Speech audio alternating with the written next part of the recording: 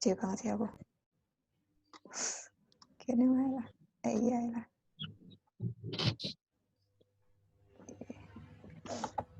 Assalamualaikum warahmatullahi wabarakatuh. Jadi hari ini kita bahas tentang faktor manusia. Ini yang kemarin nggak jadi saya share ke materinya, saya bahas aja. Soalnya ternyata lumayan banyak. Sebelumnya, kenapa sih kita harus mempelajari faktor manusia dalam IMK? Penting nggak kita belajar manusia di mata kuliah interaksi manusia dan komputer? Kaitannya apa?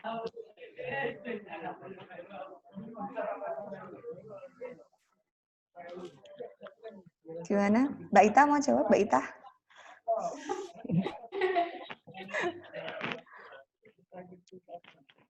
Menurut kalian penting nggak?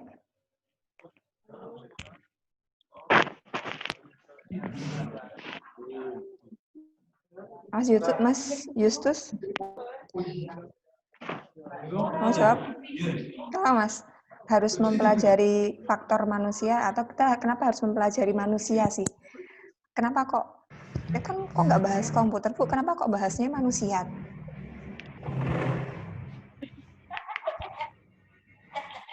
Para orang sih jawab, Rek.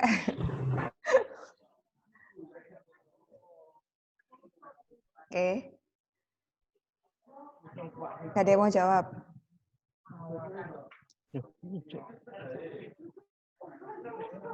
Mbak Kiki, halo. Iya, Bu.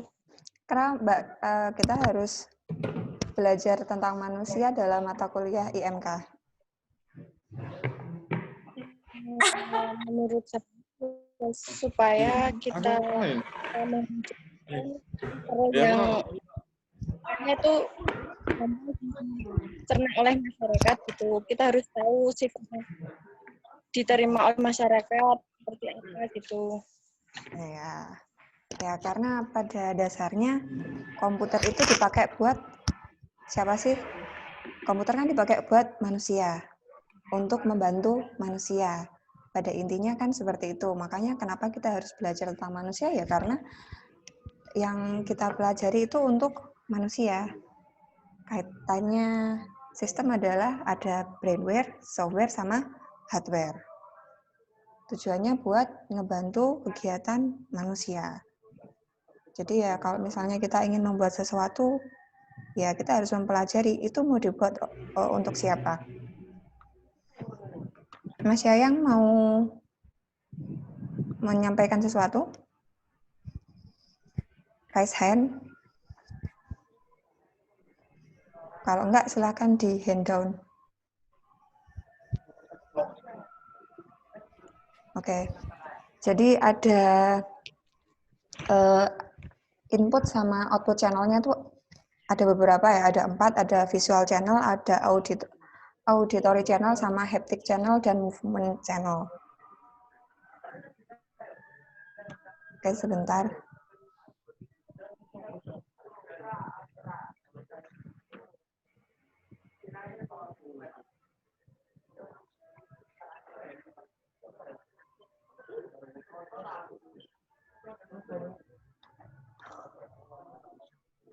Oke.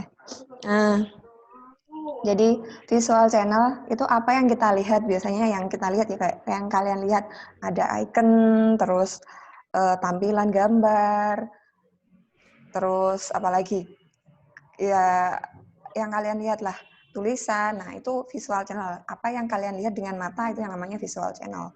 Kalau auditory ya jelas yang apa yang kalian dengar. Mulai dari ya suara, terus ketika kalian ngeklik mouse itu bilang suaranya klik, terus kalau error kadang juga ada bunyi peringatan, seperti itu masuknya di auditory channel. Ada juga yang namanya haptic atau sentuhan, ketika kalian klik mouse, terus menggerakkan mouse, kayak gitu namanya haptic channel. Terus movement channel itu ketika kalian yaitu menggerakkan badan kalian. Nah, biasanya kalau movement channel nih kayak yang virtual reality, kalau kalian lihat di TV-TV yang pakai gerakan PS ya, atau apa sih yang kalau kita main bulu tangkis yang beneran kayak main bulu tangkis, terus tembak-tembakan ya bener-bener pegang kayak senapannya terus nembak-nembak kayak gitu. Modelnya gerakan.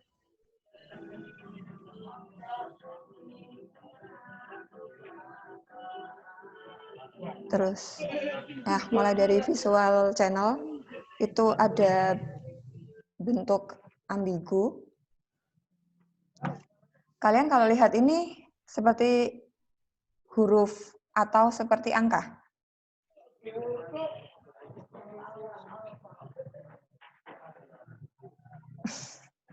Silakan dijawab, nggak ada. Angka. Angka. Ada yang setuju kalau ini angka 13, atau mungkin ada yang bilang kalau ini huruf B.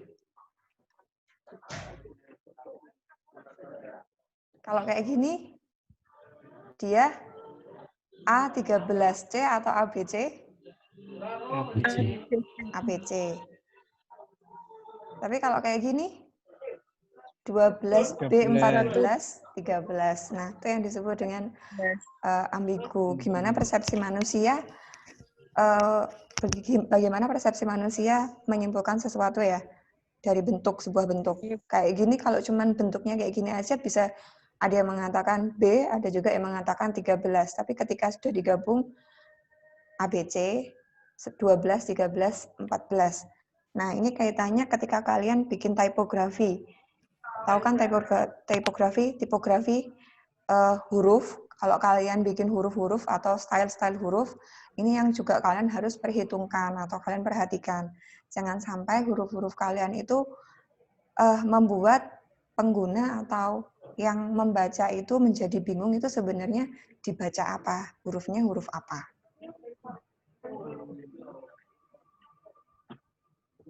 Terus ada beberapa juga ilusi-ilusi mata, seperti ini yang the Muller atau the Muller-Lyer illusion. Kalau dilihat sekilas, mereka panjangnya beda, lebih panjang sama lebih pendek. Tapi sebenarnya yang garisnya aja itu dia panjangnya sama. Cuman karena simbol kanan sama kirinya bentuknya miring ke, jadi seperti itu, jadi kelihatan lebih panjang yang atas daripada yang bawah. Ada the Ponsel illusion juga. Sebenarnya kotak biru dua-duanya itu panjangnya sama, cuman yang atas itu kelihatan berbeda karena dia ada di garis yang lebih sempit daripada yang di bagian bawah. Kalau kayak gini, kalau kalian baca ini, kira-kira ada yang salah nggak dari kalimatnya? Atau ada yang sebenarnya kurang tepat?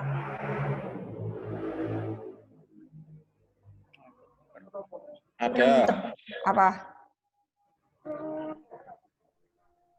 Seekor anjing seharusnya melompat melewati pagar. Oh, bukan. Maksud saya, apakah ada huruf yang Ke. berlebihan? Ke, Bu.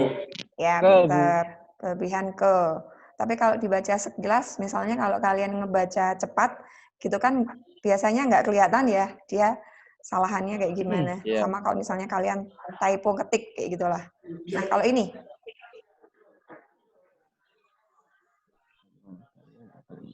Benar nggak kalian baca urutannya kayak gitu? Ya, betul, Bu. Iya. benar. Ini juga perlu ini bisa kalian perhatikan kalau kalian mau bikin sebuah konten. Konten kalian pertama ada headline ya. Kalian bikin H1 kayak gitu, kalian harus meletakkannya ada di mana kayak gitu. Pertama biasanya akan yang dibaca adalah yang paling besar, huruf yang paling besar. Kita biasanya cenderung akan membaca judul terlebih dahulu, kemudian dibaca konten, kemudian melihat yang paling bawah, kemudian biasanya baru dibaca yang paling akhir yang pojok atas itu. Biasanya kayak gitu. Terakhir-terakhir yang hurufnya kecil, pojok kanan, bener kan? Ada juga yang dia bentuknya kayak Z kayak gitu, yang mengatakan bahwa kalau misalnya yang biasa baca dari kanan ke kiri, dia akan melihat layar itu bentuknya seperti huruf Z. Jadi dia akan men-screening dari sebelah kanan, kemudian sebelah kiri, ya dari kiri ke kanan ya berarti ada. Membaca dari kiri ke kanan, dia akan men-screening dari layarnya itu mulai dari sebelah kanan ke kiri, ke bawah, kemudian bawah kiri lagi, kemudian baru ke bawah kanan. Kayak gitu. Nah, kalau orang yang dia biasanya bacanya dari sebelah kanan ke kiri, maka biasanya dikembalikan dari kanan terus ke kiri, Z-nya bentuknya jadi kebalik kayak gitu loh. Dan yang harus kita ingat, kita harus mengingat bahwa sekitar 8% dari laki-laki dan 1% dari wanita itu menderita buta warna. Ini yang baru buta warna aja ya. Jadi mereka tidak bisa membedakan antara warna merah dengan warna hijau. Atau banyak sih kalau jenis buta warna. Ada yang buta warna benar-benar buta warna. Ada juga yang buta warnanya nggak bisa membedakan warna merah sama warna hijau. Ya, itu juga harus diperhatikan. Jadi ketika kalian membuat sebuah icon atau kalian membuat sebuah peringatan, ya terutama icon ya, masalah icon ya. Kalian jangan sampai hanya membuat icon atau menggabungkan warna merah sama hijau. Jadi misalnya button kalian bikin button warnanya merah, terus tulisan buttonnya itu warnanya hijau. Nah, itu kalau sama yang buta warna yang tidak bisa membedakan warna merah sama warna hijau, itu sama kayak kalian cuma bikin button nggak ada tulisannya apa-apa. Jadi nggak tahu nanti bedanya itu button buat apa itu nggak tahu. Itu juga harus kalian perhatikan. Karena sistem atau aplikasi yang baik, dia akan memaafkan penggunanya. Memaafkan kesalahan dari penggunanya. Itu sistem yang baik itu seperti itu. Jadi yang menggunakan itu merasa dia tidak bisa tidak merasa wah aku kok gak bisa kayak gitu loh, atau merasa wah aku banyak melakukan kesalahan seperti itu. Dia akan memaafkan kesalahan dari penggunanya. Nah, ini untuk yang masalah input juga ada, kalau yang tadi haptik ya, ada keyboard, ada mouse. Nah, sama keyboard sama mouse pun juga khusus untuk orang buta juga ada yang pakai huruf Braille. Itu contohnya untuk keyboard sama mouse-nya. Ada juga yang sekarang kalau misalnya pakai suara ya, pakai sound ya. Pakai sound, jadi langsung pakai Halo Google, Alexa, terus apa lagi? Ada banyak sekali ya, Siri, terus Alexa itu punyanya Amazon, Siri punyanya iPhone ya, terus Halo Google, dan macam-macam. Nah, ini untuk yang movement-nya, dia biasanya digunakan untuk virtual reality. Biasanya buat main tembak-tembakan, main game, terus olahraga, bisa pakai virtual reality kayak gini. Dia pakai gerakan yang benar-benar harus bisa menggerakkan, kita bisa menggerakkan tubuh kita beneran, nggak cuman klik-klik kayak gitu aja. Selain input sama output, ada juga yang faktor manusia yang mempengaruhi, yaitu memori. Yang namanya memori, sama kayak yang namanya komputer ya. Komputer juga ada memori, ya, manusia juga ada memori. Ini balik ke SMP ya ini ya. SMP atau SD sudah diajarin sensory memory, short term memory, long term memory. Sensory memory itu menampung stimulus yang diterima oleh indera manusia. Misalnya kalau kalian kena panas, kalian akan wah panas kayak gitu. Itu sensory memory. Terus untuk short term memory, dia memori jangka pendek. Memori berpikir cepat, perhitungan. Jadi kalau misalnya kalian cuman disuruh menghafalkan 4 digit angka, 415, kalian akan 415, ya udah 415. Kemudian nanti sehari setelahnya kemarin angkanya berapa? Ya, kemungkinan besar akan kalian lupa. Ada juga yang namanya long term memory. Ini sudah mengingat secara permanen. Misalnya kalian yang awalnya nggak inget nomor HP kalian, karena kalian sering mengucapkan atau sering menulis ketika kalian registrasi atau ketika kalian mau beli pulsa, akhirnya lama-kelamaan kalian hafal nomor HP kalian. Gimana caranya dari sensory memory menjadi short term memory menjadi long term memory? Adanya sensory memory ketika diperhatikan dia akan menjadi short term memory, setelah diulang-ulang dia akan menjadi long term memory.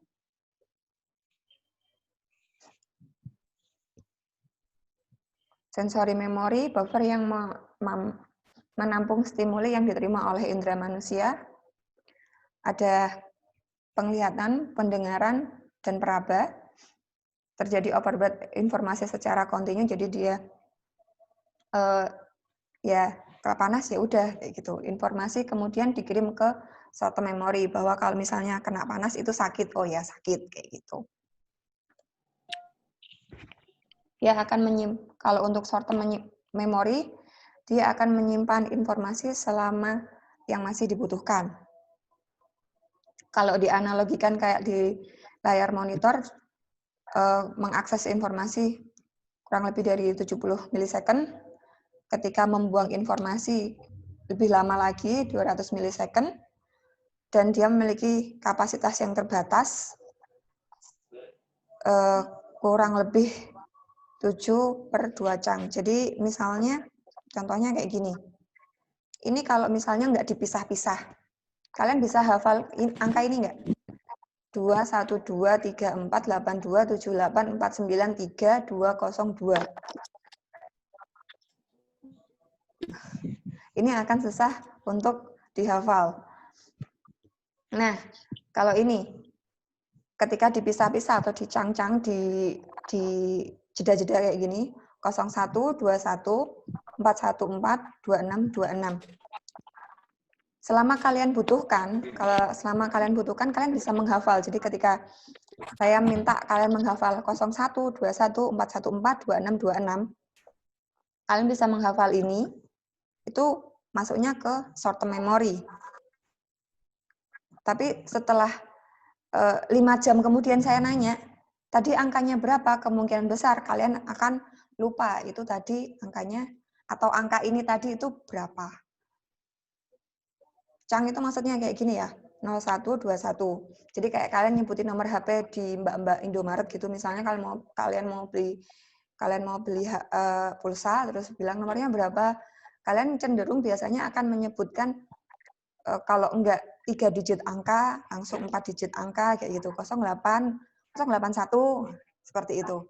Itu Cang. Gimana kalian akan menyampaikan atau menghafalnya itu lebih mudah. Nah, sama kayak gini. Kalau saya minta kalian menghafalkan dengan seperti ini, bisa nggak? Hek, ATR, ANU, PTH, ETR, terus apa ini satunya?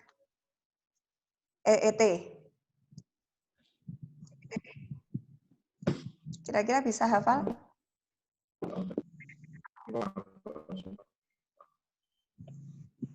Tapi kalau kayak gini, bisa hafal?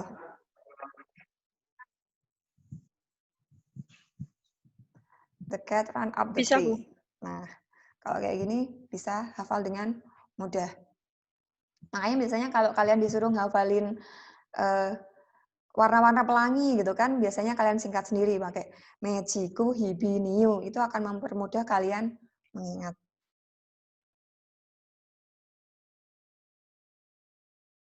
Fungsinya apa sih kayak gini? Fungsinya adalah gimana kalian membuat sistem itu yang mudah untuk diingat oleh manusia. Gimana kalian merancang atau ngedesain tampilannya itu biar manusianya itu mudah menggunakannya, sama kayak biasanya dia menggunakan. Nggak perlu banyak mengingat gitu loh. Ada yang namanya juga long term memory. Jadi kalau misalnya kalian menyimpan data secara terus-menerus, kalian memang sengaja untuk mengingatnya, nah itu akan menjadi permanen atau penyimpanan data secara permanen, kapasitasnya tidak terbatas. Akses untuk menyimpan maupun mengeluarkan informasi adalah 1/10 detik. Ada 2 jenis long term memory, ada yang namanya episodik, berurutan dari kejadian-kejadian, dan semantik terstruktur, terdiri dari fakta-fakta. Ada yang misalnya, contohnya, long term memory itu dia bakal terus ada selama kalian hidup, biasanya seperti itu. Jadi, misalnya kalian sudah lama, kalian main piano dari sejak kalian kecil sampai dewasa, kemudian kalian 1 tahun atau 2 tahun nggak main piano, ketika kalian dihadapkan di pianonya, kemungkinan besar itu pasti kalian akan ingat ya. Mungkin pertamanya akan kaku gitu, tapi lama-kelamaan tubuh kalian itu akan mengingat sendiri. Sama kalau yang nyetir biasanya, yang nyetir juga nyetir mobil, kalau memang dia sudah jadi long term memory, dia sudah tubuhnya itu sudah ingat, benar-benar ingat gimana cara nyetir mobil, walaupun dia sudah lama nggak nyetir, tapi kalau sudah pegang mobil mungkin sejam 2 jam, lama-lama dia akan bisa mengingat, oh ya, bisa lancar lagi. Karena sudah masuk ke long term memory. Tapi kalau masih baru belajar, ya masih lama, masih butuh proses. Untuk proses dari informasi, dari yang tadi informasi yang didapat itu, dia akan ada reasoning atau penalaran, kemudian dia melakukan problem solving, kemudian melakukan aksinya atau kemampuan skill akuisisi aksinya yang dilakukan, ada juga error atau sebuah kesalahan. Kita bahas yang 2 dulu, reasoning dan problem solving. Kemampuan menggunakan informasi untuk mengambil kesimpulan dan menyelesaikan masalah. Pikiran itu dipengaruhi dari pengalaman yang didapat dari pengetahuan. Untuk perhitungan dan pengurangan tidak dibutuhkan pengalaman atau pengetahuan yang cukup, namun untuk mengerti headline suatu surat kabar harus memiliki pengetahuan, misalnya tentang politik, sosial, figur masyarakat. Kalau perhitungan, kalian kan biasanya sudah hafal, 1 ditambah 1, 2, 3 kali 4, 12, kayak gitu sudah di luar kepala, itu tidak perlu pengetahuan yang banyak lah. Tapi kalau misalnya kalian diminta untuk memecahkan atau menalar sesuatu, misalnya tentang suatu berita, kalian juga harus tahu, harus paham isi dari berita itu apa. Misalnya tentang coronavirus, jadi kalian harus tahu sendiri pengetahuan tentang coronavirus itu seperti apa. Untuk reasoning atau penalaran, suatu proses di mana kita menggunakan pengetahuan yang kita punyai untuk mengambil suatu kesimpulan. Ada yang namanya deductive reasoning, ada yang namanya inductive reasoning, sama abductive reasoning. Kalau deduktif, dia menyimpulkan secara logika dari pernyataan yang muncul. Contohnya, hari Kamis ia akan bekerja. Hari ini adalah hari Kamis, maka dia akan bekerja. Hari ini adalah hari Jumat, makanya kita kuliah, kayak gitu. Inductive reasoning, dia menggunakan informasi tentang kasus untuk menjawab kasus yang belum pernah ditemui. Misalnya, semua gajah yang ditemui mempunyai gading. Maka kesimpulannya semua gajah punya gading. Terus, semua harimau punya taring. Walaupun kalian nggak melihat sendiri, kalian tahu bahwa kalian mendapatkan informasi bahwa semua harimau itu punya taring, ya udah kalian percaya semua harimau itu punya taring. Abductive reasoning berawal dari fakta menuju ke akibat suatu kondisi yang menyebabkan digunakan untuk menerangkan suatu yang diamati. Contohnya, bila kita tahu Joko ketika mabuk, maka kita akan melihat Joko sedang mengebut. Bila kita tahu Joko mengebut ketika mabuk, maka bila kita melihat Joko sedang mengebut, maka kita akan berpikir dia mabuk. Jadi kayak semacam kalau misalnya saya ngelihat kalian, saya tahu kalau misalnya kalian pegang HP itu biasanya browsing, 10 menit lagi. Maka biasanya kalau kalian lagi lihat HP di kelas, berarti kalian lagi browsing di kelas, kayak gitulah. Untuk problem solving ada yang namanya trial and error, coba dan lihat akibatnya. Problem space teori menggunakan pengalaman untuk menyelesaikan masalah. Analogi in problem solving memakai kasus serupa untuk memecahkan suatu masalah. Oke, sampai sini ada yang mau dipertanyakan? Ada yang mau tanya?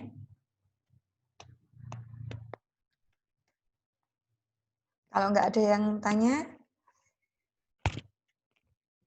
ini tugas kedua sama